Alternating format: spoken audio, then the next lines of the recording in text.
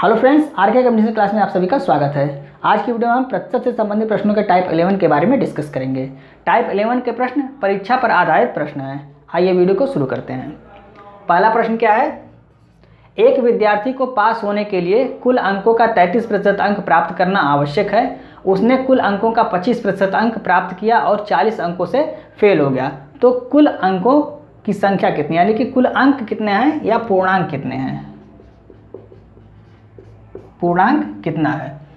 तो 33% अंक कुल प्राप्त करना था,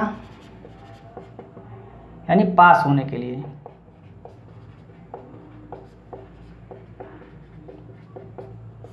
प्राप्त कितना किया? 25% अंक प्राप्त किया।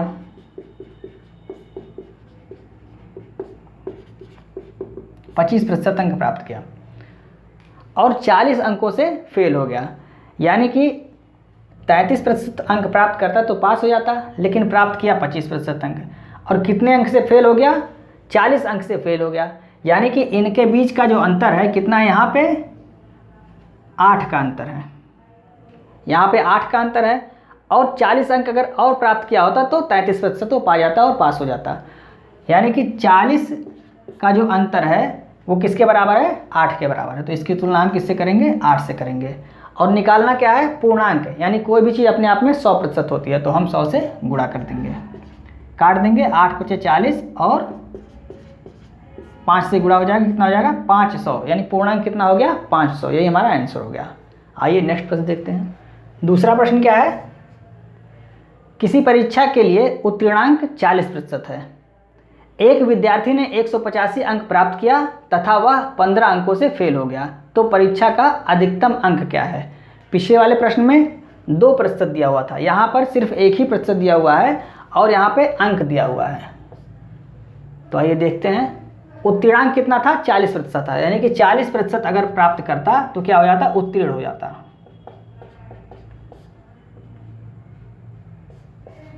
प्राप्त कितना किया उसने? प्रतिशत में नहीं दिया हुआ है। 85 अंक प्राप्त किया और 15 अंकों से फेल हो गया। यानी 85 और प्लस 15 अगर प्राप्त करता तो पास हो जाता। तो 185 प्लस में 15, अगर इन दोनों को ऐड कर देंगे तो कितना आएगा? 200। अगर 200 अंक प्राप्त करता तो किसके बराबर रहता?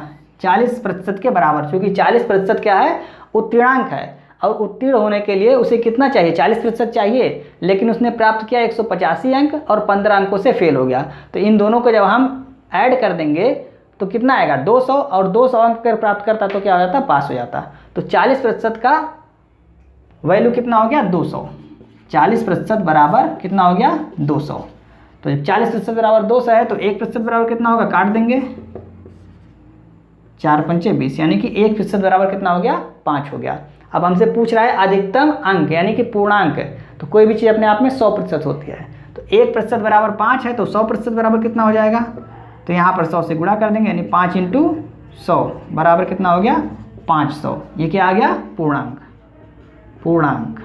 अब यहाँ पे आप ये मत कहिएगा कि सभी में पूर्णांक 500 ही होगा। ये बस एक संयोग है कि 500 यहाँ भी आया और पिछले प्रश्न में भी 500 आ रहा है।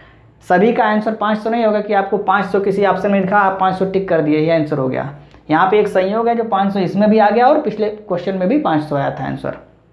तो हमारा आंसर क्या हो गया? 500। पूर्णांक क्या हो गया? 500। आइए नेक्स्ट प्रश्न। तीसरा प्रश्न क्या है?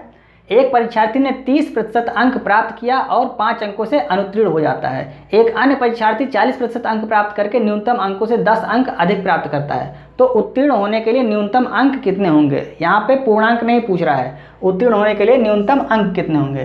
तो पहले परीक्षार्थी ने कितना प्राप्त किया?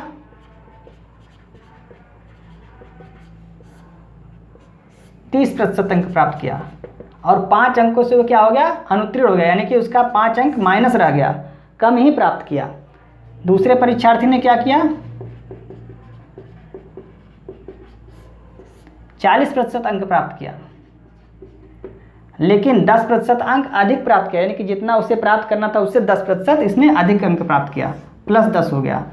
तो अब 30% और 40% के बीच का अंतर कितना है? 10 का अंतर है। तो यह जो अंतर है 10% का, यह किसके बराबर होगा?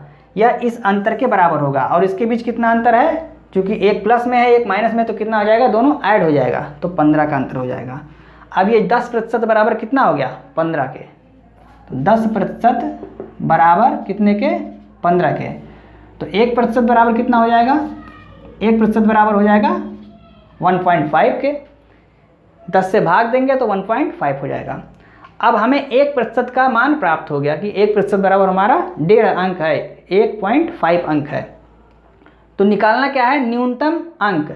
अब या तो हम 40% निकालें और उसमें से 10 घटा दें, चूँकि 10% अधिक, 10 अंक अधिक प्राप्त किया है, या तो 30% निकालें और उसमें 5 अंक ऐड कर दें, क्योंकि 30 अंक प्रतिशत प्राप्त किया जिसमें 5 अंकों से वो फेल रह गया था।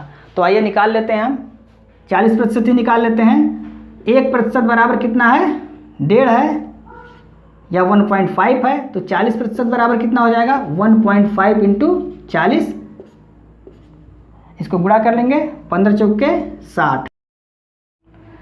अब यहाँ पे 40% बराबर कितना प्राप्त हो गया, 60 प्राप्त हो गया।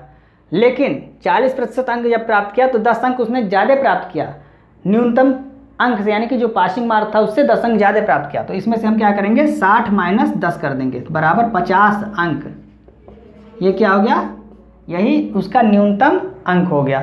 अगर 50 अंक प्राप्त करता तो क्या हो जाता, पास हो जाता। यही हमारा आंसर हो गया। तो दोस्तों आज की वीडियो में बस इतना ही। यदि आपको वीडियो अच्छी लगी तो आप इसे अपने दोस्तों को भी शेयर करें और वीडियो को लाइक और सब्सक्राइब करना ना भूलें, और बेल आइकन को प्रेस कर लें जिससे हमारी आने वाली सभी वीडियो की नोटिफिकेशन आपको समय समय पर मिलती रहे। जय हिंद।